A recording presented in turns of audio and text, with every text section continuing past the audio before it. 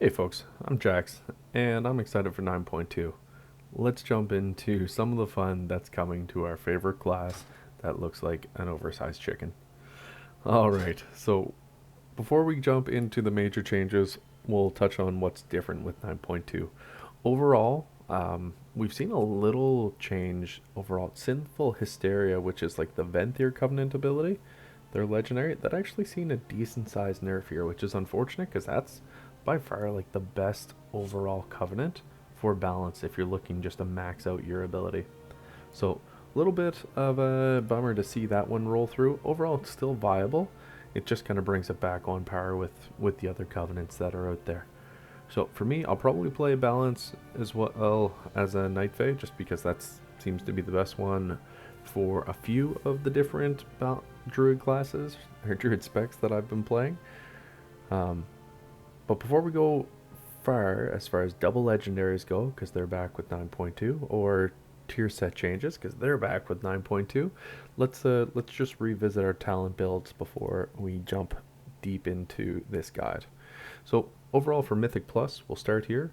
You're going to go tier 1, Force of Nature, tier 2, Wild Charge. If you really think you need like spot heals, you can kind of go Renewal, but to me, I really appreciate the additional mobility that comes with Moonkin being able to hop out of danger.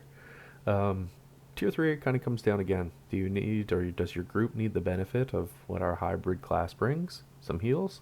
Or maybe you just want to go with Guardian Affinity to help your own personal survivability a little bit. So both definitely viable options. Tier 4, Mighty Bash is my preferred go-to, although Mass Entanglement may work if your group needs a root, or Heart of the Wild, and that really will just complement whatever affinity it is that you've set yourself up with. Tier 5, Soul of the Fire Forest is fantastic, basically being able to increase our astral power generation. Alternatively, Incarnation can work as well, and it basically gives us celestial alignment and a 10% crit chance, which, yeah, that helps pump.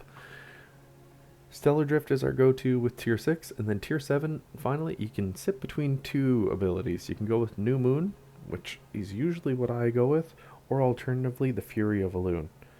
Um, really just kind of comes down to what your personal preference is there. I really started playing a lot more balance in Legion, so New Moon is what I feel like I prefer. Kind of complements my playstyle a bit more. Now, if you're more focused on what a raid build looks like, any of the tier 1 options can work. Nature's Balance or Warrior of Elune each have some benefit. Force of Nature, you don't usually need a backup ability to taunt unless you think it's so close that one of your tanks might eat it, or they might need a little reprieve at some point in time. Um, I like Warrior of Elune. That's always kind of my preferred way to roll. After that, yeah, Wild Charge, I stick with that as far as tier 2 goes.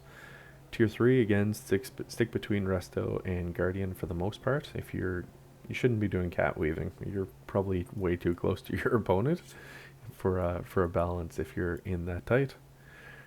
Tier 3, it can come down to any of these talents. I like Heart of the Wild again, kind of complements the overall hybrid nature of our group. Tier 5 can go with any of the three: Soul of the Forest, Star-Lord, or Incarnation. Um, yeah, they all complement us really well. I like the increased haste that comes with Star-Lord, but they're all viable options. I think what like really stands out to me in terms of tier 5, it's really just allowing you to take Incarnation if you can line it up with Primordial Arcanic Pulsar, and you can get that build set up. You can really create a lot of damage if you're Night Fae like I am. So keep that in mind. Tier 6, Stellar Drift is an easy way to roll. It's really just kind of our go-to talent from this build. Stellar Flare may have some better single target benefits that are there.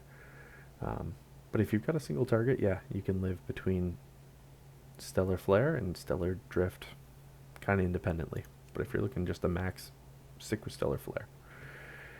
And then finally, tier 7, kind of similar to the Mythic Plus discussion. You can go with New Moon or you can go Fury of Elune, and they'll both really help um, with kind of that overall single target cleave approach that each of the groups require. So that's where we're starting. And now let's get into the fun stuff after we've reviewed talents.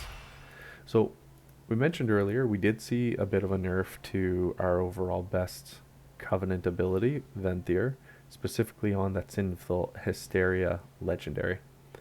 We'll see a couple interesting things with our legendaries as we talk about them, and let's jump into that right now. As far as our best legendaries in both single target, or as in rating, or Mythic Plus, you're going to go with Primordial Arcanic Pulsar, and basically getting 300 Astral Power, granting Celestial Alignment, just is a massive quality of life difference. It's the best legendary that Balance has, and just makes chicken way, way harder to stop. If you actually line it up with Sinful Hysteria, it's fantastic the way that the two Covenant abilities work together. So as far as rating goes, in 9.2, stick with Primordial Arcanic Pulsar, but what we're going to do is either go with Sinful Hysteria for rating or Celestial Spirits, and it really just depends on what your preferred Covenant is. For Mythic Plus, we're also going to stick with Primordial Arcanic Pulsar, but Sinful Hysteria does seem to get a little bit further ahead than Celestial Spirits at that point in time. So keep that in mind. Venthyr is probably the way to go for Mythic Plus. Venthyr or Night Fae, they're just about head to head when it comes to rating content, specifically as it rolls out. Now, let's jump into the fun stuff around the specific tier set bonuses. So if you're not familiar, Eternity's End, which is the new raid, is going to reintroduce tier set bonuses for each of the specs that are out there. Overall, 5 different pieces of gear can drop, and when you get 2 or 4 of each of these specific pieces of gear, you start to get a bonus. So the 2 set bonus is called Celestial Pillar, and when you're entering a lunar eclipse, it creates a Fury of Elune, which is a ton of fun to have just an ability passively drop like that. However, it's only at 25% effectiveness, and it basically follows the target for up to 8 seconds. The 4-piece set is called Umbral Infusion, and that's when you're in an eclipse, the cost of Star Surge and Star Fall is reduced by 20%. So from an overall throughput perspective, both the 2-piece and 4-piece sets are among the most powerful that we're going to see in the game. The effective DPS gains for both of them are between like 10 and 15%, depending on what your setup is and what Covenant you're going to choose. And that's an incredible amount of overall throughput here. It's really exciting to see this. If you line this up with Sinful Hysteria, you are going to produce an incredible amount of damage. So keep that in mind, certainly. Overall, the class is in a great spot and hopefully continue to do so for a very long time. That's kind of everything that we were intending to cover today, folks. Let me know your thoughts. What did we hit? What did we miss on? What would you like to see more of? And ultimately, what are your thoughts about the class going into the upcoming raid? Alright, thanks for checking it out. I hope you enjoyed 9.2, and thanks for watching the vid. Talk to you soon. Later.